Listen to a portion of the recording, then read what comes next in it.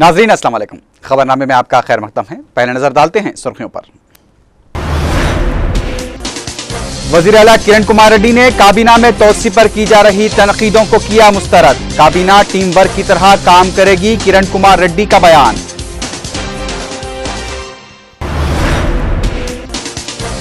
ज़िमनी इंतखाबात में हार जीत की जिम्मेदारी पूरी पार्टी पर होगी आए, सदर पीसीसी का रिमार्क।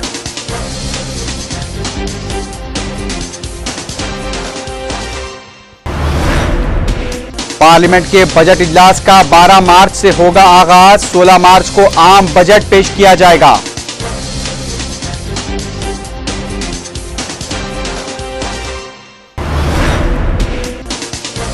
रियासत के मुख्तलिफ मुकामात पर हुए सड़क हादसों में 12 अफराद हलाक। निजामाबाद में एक ही खानदान के 5 अफराद जाँ बहक।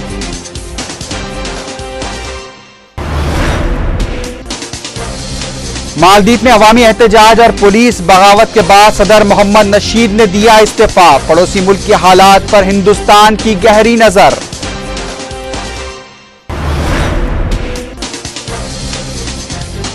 शाम के शहर हमस में सिक्योरिटी फोर्सेस की कार्रवाइयों में मजीद 150 अफराद हलाक। रूस के वजीर खारजा आज दमिश्क पहुंचेंगे। और फिलिपाइन में 6.7 रिक्टर शिद्दत के आए जलजले से 43 अफराद हलाक।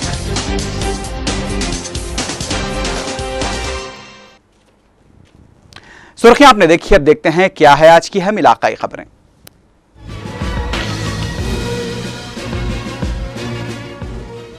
वजीर आला किरण कुमार रेड्डी ने काबीना में मामूली तोसी पर बाज गोशों की जानिब से की जा रही तनकीदों पर अफसोस का इजहार किया है। चीफ मिनिस्टर के दफ्तर से जारी किए गए बयान में कहा गया है कि काबीना में मामूली रद्दोबल करते हुए 3 नए वज़रा की शमूलियत अवामी मफाद के पेश नज़र की गई है। उन्होंने अवाम से बेबुनियाद प्रोपेगेंडे को नज़रअंदाज करने की दरख्वास्त की। किरण कुमार रेड्डी ने कहा कि उनकी काबीना टीम वर्क की तरह काम कर रही है और नए वज़रा की शमूलियत का फैसला इंतजामी ज़रूरतों को देखते हुए किया गया है। नए रियासती वजीर अमकना उत्तम कुमार रेड्डी ने कहा है कि हाउसिंग स्कीम के तहत मुस्तहक अफराद को मकानात की फराहमी को यकीनी बनाया जाएगा। गांधी भवन में सदर पीसीसी से मुलाकात के बाद मीडिया से बात करते हुए उत्तम कुमार रेड्डी ने कहा कि अमकना स्कीमों पर शफाफियत से अमलावरी पर खुसूसी तवज्जो दी जाएगी। उन्होंने कहा कि मुल्क भर में रियासत की अमकना स्कीम की एक मिसाली हैसियत है, क्योंकि दूसरी रियासतों में इस तरह बड़े पैमाने पर अमकना स्कीम नहीं है। उत्तम कुमार रेड्डी ने तेलंगाना से मुतालिक पूछे गए सवाल पर कहा कि वो तेलंगाना आवाम के जज्बात को हाईकमान तक पहुंचाएंगे। सदर प्रदेश कांग्रेस कमेटी बी सत्यनारायण ने कहा कि ज़िमनी इंतखाबात में पार्टी की हार जीत की जिम्मेदारी पूरी पार्टी पर आयद होगी। मीडिया से बात करते हुए सदर पीसीसी ने कहा कि इंतखाबात में पार्टी निशान पर हिस्सा लिया जाता है और पार्टी की कामयाबी और शिकस्त की जिम्मेदारी भी पूरी पार्टी पर आयद होती है। बी सत्यनारायण ने काबीना में की गई मामूली तोसी और रद्दोबदल पर इत्मीनान का इजहार करते हुए कहा कि पसमानदा तबकात को बेहतर मौका फराहम किया गया है। उन्होंने काबीना में नए वज़रा की शमूलियत पर सदर कुल हिंद कांग्रेस कमेटी सोनिया गांधी का शुक्रिया अदा किया। IAS अहदेदारों के खिलाफ जारी तहकीकात और अहदेदारों की जानिब से वज़रा पर लगाए जा रहे इल्ज़ामात से मुताल्लिक़ सवाल पर बी सत्यनारायण ने कहा कि किसी एक की गलती को लेकर पूरे इंतजामिया पर उंगली उठाना मुनासिब नहीं है। उन्होंने कहा कि काबीना में लिए गए फैसले की जिम्मेदारी तमाम काबीनी वज़रा पर आयद होती है, लेकिन फैसलों के दरपर्दा हुई मामलतों के वज़रा जिम्मेदार नहीं होते। सदर पीसीसी ने तेलुगु देशम सरबराह चंद्रबाबू नायडू को भी तनकीद का निशाना बनाते हुए कहा कि अगर चंद्रबाबू नायडू अपने खिलाफ जारी तहकीकात के सिलसिले में अदालत से हुक्म इल्तवा हासिल न करते तो वो आज जेल की सलाखों के पीछे होते और वहां भी वो अपनी हरकतों से बाज नहीं आते। నాకు అవకాశం కల్పించలేదని చెప్పారు, కానీ మొత్తం యావత్తు సంఖ్య మీద మాట్లాడలే కాబట్టి వారి అంశాలను కూడా తప్పకుండా పరిశీలించడం జరుగుతుంది। వారి ఆవేదన కూడా ప్రభుత్వం అర్థం చేసుకుంది, పార్టీ కూడా అర్థం చేసుకుంది। తప్పకుండా రాబోయే కాలంలో వారికి తగిన గౌరవాన్ని వ్యక్తిగతంగా ఇవ్వడం జరుగుతుంది। సంఖ్యాబలంగా ప్రాంతాల వారీగా ఎవరు ఏ ప్రాంతంలో ఉన్నారో వారందరికీ ఇచ్చారు। ఈ రాష్ట్రంలో డిప్యూటీ చీఫ్ మినిస్టర్ కూడా వారికి ఇవ్వడం జరిగింది। రాబోయే కాలంలో దాన్ని కూడా సరిదిద్దుతారు। 1-2 रियासती वजीर DL रविंद्र रेड्डी ने कहा कि उनसे 104 और 108 खिदमत की जिम्मेदारी कोंडा मुरली को हवाले किए जाने पर उन्हें कोई दुख नहीं है। कल्पा में मीडिया से बात करते हुए DL रविंद्र रेड्डी ने कहा कि वजीर आला किरण कुमार रेड्डी ने उन पर पड़ रहे जायद बोझ को कम करने के लिए इन खिदमत के लिए दूसरे वजीर का तकर्रुर किया है। उन्होंने कहा कि उनकी जिम्मेदारी को कम किए जाने का यह मतलब नहीं लिया जाना चाहिए कि उनकी कारकर्दगी मुनासिब न होने की वजह से उनसे ये जिम्मेदारियां छीन ली गई थी। उन्होंने कहा कि काबीना ओहदा उनके लिए कोई अहम नहीं है, वो पार्टी वर्कर की तरह पार्टी के लिए काम करते रहेंगे।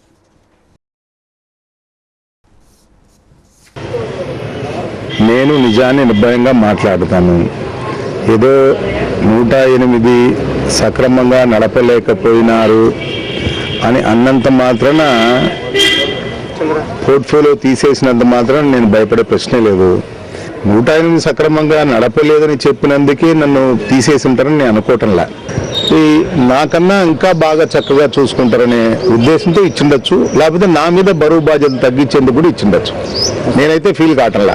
పథకాలను అమలును సమీక్షించుకోకుండా ఏదో తప్పు చేసిన వాళ్ళలాగా ప్రయత్నం చేస్తే మాత్రం ప్రజలు క్షమించరు. ఎవరైనా సరే ప్రభుత్వ పథకాలు పేద ప్రజలకు ఉద్దేశించబడిన పథకాలు रियासती वजीर इंडोमेंट सी रामचंद्रैया ने साथी वजीर डीएल रविंद्र डी के बयान पर दिमल जाहिर करते हुए कहा कि कड़पा के ज़मीनी इंतखाब में हुई शिकस्त के लिए चीफ मिनिस्टर नहीं बल्कि इंचार्ज वजीर ही जिम्मेदार हैं। मीडिया से बात करते हुए रामचंद्रैया ने कहा कि काबीना में तोसी और अदोबदल का अख्तियार चीफ मिनिस्टर को है और वह सिलसिले में मौजू फैसला ले सकते हैं।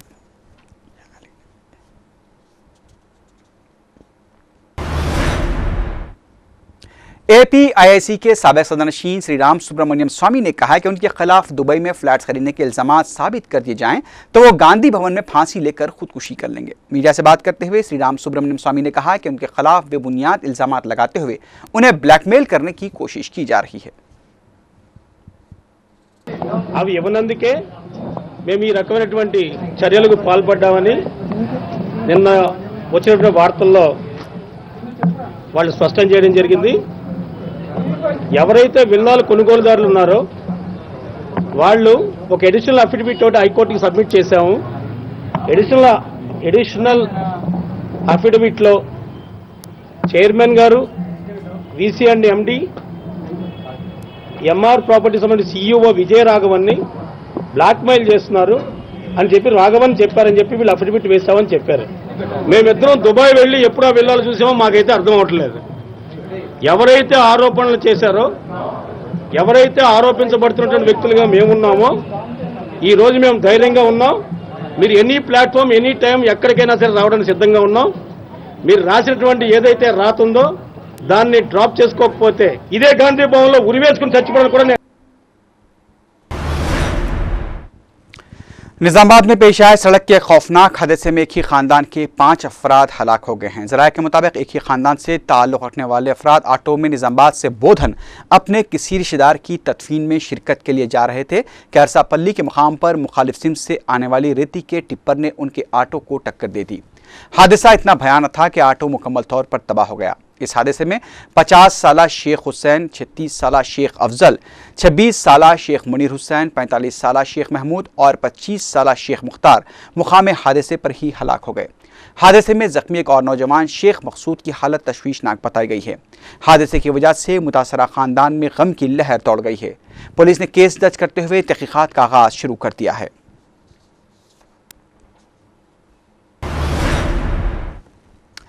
विजयवाड़ा में टैंकर की बाइक को टक्कर देने से शौहर बीवी के बशमूल दीगर 3 अफराद हलाक हो गए हैं। पुलिस ने बताया कि जगदीश्वर अपनी अहलिया गौतमी के साथ जा रहे थे कि टैंकर ने उन्हें पीछे से टक्कर दे दी, जिसकी वजह से जगदीश्वर और गौतमी बरसरे मौका हलाक हो गए।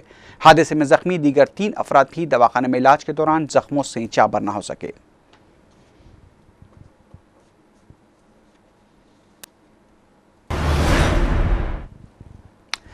उधर वरंगल में कोहर की वजह से 2 लारियों के टकरा जाने से एक ड्राइवर हलाक हो गया है। ज़राए के मुताबिक कोहर की वजह से सड़क पर छाए धुंध की वजह से 2 लारियां आपस में टकरा गईं, जिसमें एक लारी का ड्राइवर बरसरे मौका हलाक हो गया। दूसरा ड्राइवर और एक क्लीनर जख्मी बताए गए हैं, जिन्हें दवाखाना मुंतकिल कर दिया गया है।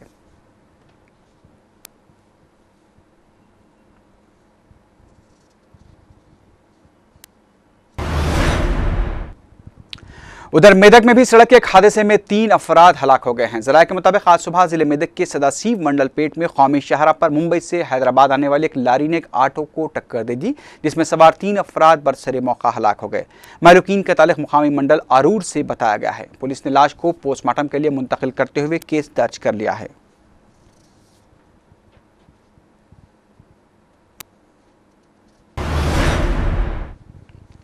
करनूल में एक स्कूल तालिबा की इस्मत रेजी का वाक़या पेश आया है। जरा के मुताबिक बनवासी गुरुकुल स्कूल की एक तालिबा जब ज़रूरत से फारिग होने के लिए बैतुल खला गई तो वहां मौजूद शख्स ने पहले उस पर हमला किया और फिर उससे बेहोशी का इंजेक्शन देकर उसके साथ ज्यादती की।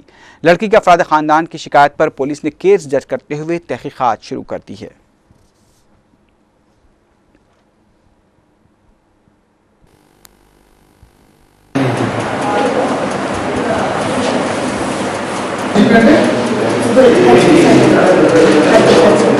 సిక్స్ ఫార్టీ ఫైవ్ ఆ టైంకి బాత్రూమ్ వచ్చి బాత్రూమ్కి వెళ్ళాను. నా ముందర ఒక అమ్మాయి వెళ్ళినందుకు నేను ఒంటరిగా వెళ్ళాను. నా ముందర అమ్మాయి ఉంటాను వెళ్ళింటే అక్కడ నేను బాత్రూమ్ వెళ్ళి వచ్చేసరికి తను ఎప్పుడూ వెళ్ళిపోయింది. నేను హ్యాండ్ వాష్ చేసుకుంటుండగా సౌండ్ వస్తే వెనక్కి తిరిగి వచ్చేసరికి ఎవరో అతను పింక్ అండ్ వైట్ ఫ్లవర్స్ ఉన్నట్టు టవల్ తోటి ముఖాన్ని కవర్ చేసుకొని నన్ను కొట్టాడు. मेदारम यात्रा से एक दिन कबल ही आतिशबाजी का एक वाक़या पेश आया है। तमाम फायर ब्रिगेड के अमले ने आग पर काबू पा लिया। जरा के मुताबिक एक झोंपड़ी में लगी आग के फैलने से पहले ही आग पर काबू पा लिया गया।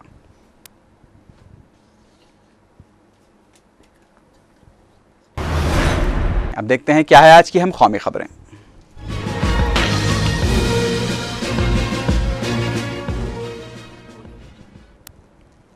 उत्तर प्रदेश असेंबली इंतखाबात के लिए कल होने वाली पहले मरहले की रायदही के लिए तमाम इंतजामात मुकम्मल कर लिए गए हैं। 10 अजला में 55 नशिस्तों के लिए चारशंबे को वोट डाले जाएंगे, जिसमें 1.7 लाख राय दहिंदे 862 उम्मीदवारों की किस्मत का फैसला करेंगे। वाज़ेह है कि कांग्रेस और बीजेपी ने पहले ही ऐलान कर दिया है कि किसी पार्टी को भी वाज़ेह अक्सरियत न मिलने पर वो किसी भी जमात की तायद नहीं करेंगे। पहले मरहले की रायदही के लिए 2 लाख पुलिस मुलाजिमीन की खिदमात हासिल की जा रही हैं। सदर कुल हिंद कांग्रेस कमेटी सोनिया गांधी के दामाद रॉबर्ट वडेरा के काफिले को रोकने वाले अहदेदार के तबादले ने सियासी तनाज़े की शक्ल इख्तियार कर ली है। बीजेपी ने वाक़े पर अफसोस का इजहार करते हुए इलेक्शन कमीशन के इक़दाम की मजम्मत की है। उधर इलेक्शन कमीशन ने इस तनाज़े पर अपनी सफाई पेश करते हुए कहा कि अहदेदार के तबादले का ताल्लुक रॉबर्ट वडेरा वाक़े से नहीं है।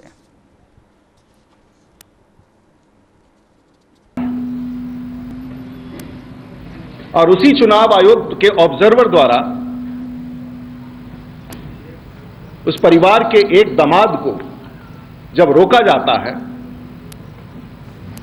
तो उसकी तबादला, उसे हटाने की सिफारिश की जाती है और फिर आपके जैसे पत्रकार और टेलीविजन चैनल उसमें हस्तक्षेप करते हैं और उसे रोका जाता है। हम जानना चाहेंगे कि क्या राहुल जी के परिभाषा में कॉन्स्टिट्यूशनल स्टेटस देना पार्लियामेंट के बजट इजलास का 12 मार्च से आगाज होगा। पार्लियामानी उमूर के वजीर पवन कुमार बंसल ने बताया कि रेल बजट 14 मार्च और साल 2012-13 का आम बजट 16 मार्च को पेश किया जाएगा। उन्होंने बताया कि माशी सर्वे 15 मार्च को जारी किया जाएगा। इस सिलसिले में आज पार्लियामानी उमूर की काबीना कमेटी का इजलास मरकजी वजीर खजाना प्रणब मुखर्जी की क़ियादत में मुनक़िद हुआ। पार्लियामेंट का बजट इजलास 3 माह तक जारी रहने का इम्कान है। 12 मार्च को सदर जमहूरिया प्रतिभा देवी सिंह पाटिल पार्लियामेंट के दोनों ऐवानों से खिताब करेंगी। प्रोग्राम के मुताबिक यूं तो पार्लियामेंट का इजलास फरवरी के तीसरे हफ्ते में मुनक़िद होता है, लेकिन 5 रियासतों में जारी इंतखाबी अमल को देखते हुए पार्लियामेंट के इजलास को 12 मार्च से मुनक़िद करने का फैसला किया गया है।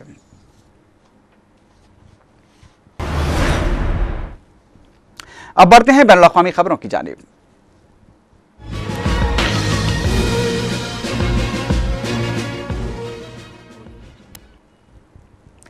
मालदीव के सदर मोहम्मद नशीद ने हुकूमत मुखालिफ मज़ाहरों और पुलिस की बगावत के बाद इस्तीफ़ा दे दिया है। सदर मोहम्मद नशीद के खिलाफ अपोजिशन के साथ अवाम एहतजाज करते हुए सड़कों पर उतर आए थे। सदर मोहम्मद नशीद के खिलाफ यह एहतजाज आला क्रिमिनल कोर्ट के जज को गिरफ्तार करने का अहकाम दिए जाने के बाद शुरू हो गया था। क्रिमिनल कोर्ट के जज पर साबिक़ सदर मामून अब्दुल क़य्यूम के करीबी साथी होने का इल्ज़ाम भी लगाया गया था। मालदीव की दारुलहुकूमत माले से मिली खबरों के मुताबिक बागी पुलिस ने सरकारी टीवी पर कब्जा करने के बाद अवाम को हुकूमत के खिलाफ सड़कों पर आने की दावत दी थी, जिसके बाद सैकड़ों मुजाहिरीन सदर मोहम्मद नशीद के खिलाफ एहतजाज करते हुए सड़कों पर निकल आए। इस दौरान सदर की हामी पुलिस और मुजाहिरीन के दरमियान झड़पें भी हुई और पुलिस ने मुजाहिरीन को मुंतशिर करने के लिए आंसू गैस का भी इस्तेमाल किया।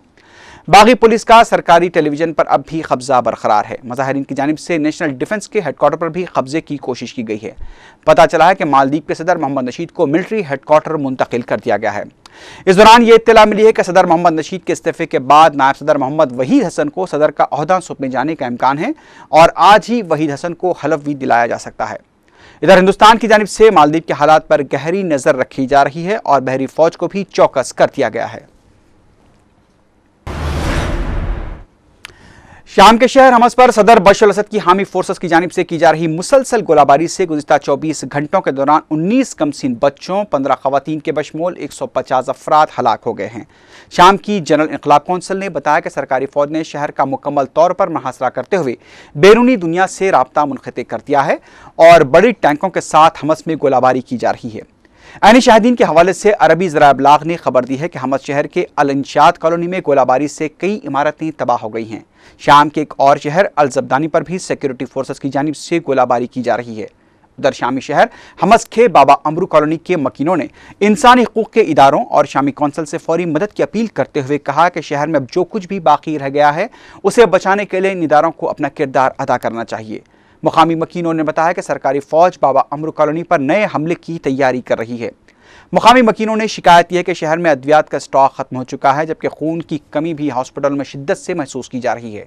इस दौरान शाम में सदर बशर अल-असद का मुकाबला करने के लिए मुनहरिफ फौजियों की जानिब से आला इनकलाबी फौजी कौंसिल का क़याम अमल में लाया गया है और इसका नाम आला इनकलाबी कौंसिल रखा गया है। ये आज़ाद शामी फौज की जगह लेगी। इस कौंसिल के सरबराह जनरल मुस्तफ़ा अहमद अल शेख होंगे, जो इस वक्त तुर्की में मुकीम हैं। आला फौजी कौंसिल के क़याम का ऐलान हमस में सरकारी फौज की मुसलसल गोलाबारी को देखते हुए किया गया है।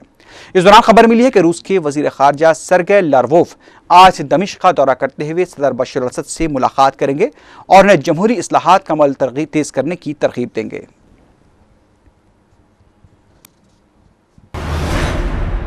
फिलिपाइन के जजीरों निग्रोज और सीबू में 6.7 रिक्टर की शिद्दत के आए ज़लज़ले में 43 अफराद हलाक हो गए हैं। मनीला से मिली खबरों के मुताबिक कई अफराद अभी भी लापता हैं। ज़लज़ले की वजह से कसीर आबादी वाले इन जजीरों में कई इमारतें मुनहद्दिम हो गई। मुकामी पुलिस की जानिब से मलबे के नीचे दबे अफराद की तलाश का काम जंगी पैमाने पर शुरू कर दिया गया है। हज़ारों अफराद को महफूज मकामात पर भी मुंतकिल कर दिया गया है।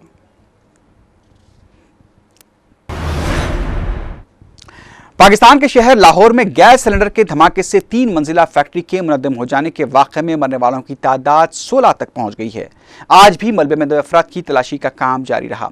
हुकाम ने बताया कि अब तक 13 अफराद को मलबे से जिंदा निकाला गया है। जख्मियों को करीबी दवाखानों में मुंतकिल करा दिया गया है।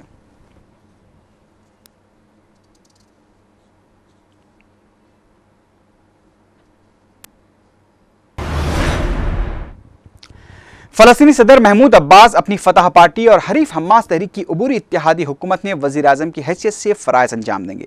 फतह पार्टी के सरबराह महमूद अब्बास और हमास के जलावतन रहनुमा खालिद मशाल ने क़तर के दारुल हुकूमत दोहा में इस माहिदे पर दस्तखत किए। इत्तेहादी हुकूमत के माहिदे के तहत हमास और फतह को अबूरी हुकूमत कायम करनी होगी, जो पार्लिमानी और सदारती इंतखाबात की तैयारी करेगी, जिसका इनेकाद मई में होने का इम्कान है। उधर इसराइल के वज़ीर आज़म बेंजामिन नेतन्याहू ने फ़लस्तीनी तंजीमों के दरमियान हुए माहिदे पर शदीद नाराज़गी का इज़हार करते हुए सदर महमूद अब्बास को खबरदार किया है कि उन्हें इसराइल या हमास में से किसी एक के साथ अमन का इंतखाब करना होगा।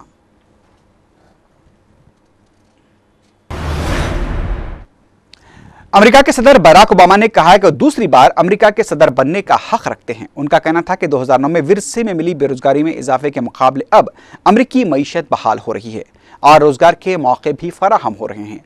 ओबामा ने कहा कि उन वजूहात की बिना पर वो अगली मुद्दत के लिए भी सदर के ओहदे के हकदार हैं। अमेरिकी सदर ने एक टीवी चैनल को इंटरव्यू देते हुए बताया कि पहली मरतबा सदर का ओहदा संभालते ही उन्होंने कह दिया था कि 3 साल में अगर वो सूरत हाल तब्दील न कर पाए तो व्हाइट हाउस में उनका क़याम एक ही मुद्दत तक महदूद रह जाएगा।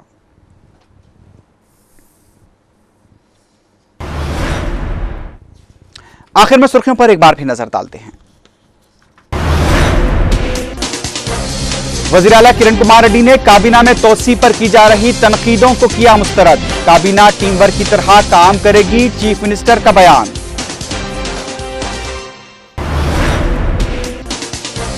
ज़िमनी इंतखाबात में हार जीत की जिम्मेदारी पूरी पार्टी पर होगी आए, सदर पीसीसी का रिमार्क।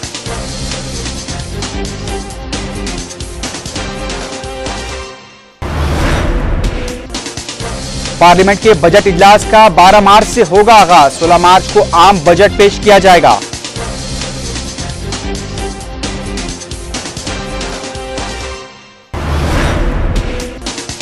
रियासत के मुख्तलिफ मुकामात पर हुए सड़क हादसों में 12 अफराद हलाक। निजामाबाद में एक ही खानदान के 5 अफराद जाँ बहक।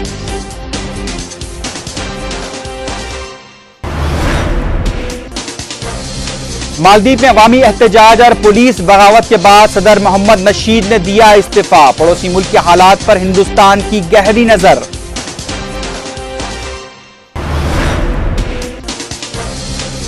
शाम के शहर हमस में सिक्योरिटी फोर्सेस की कार्रवाइयों में मजीद 150 अफराद हलाक। रूस के वजीर खारजा आज पहुंचेंगे दमिश्क।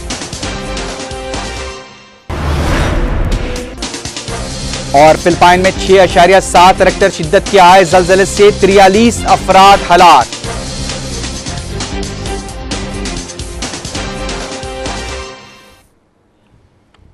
इसी के साथ ही खबरनामा अख्ताम को पहुंचा। अल्लाह हाफिज।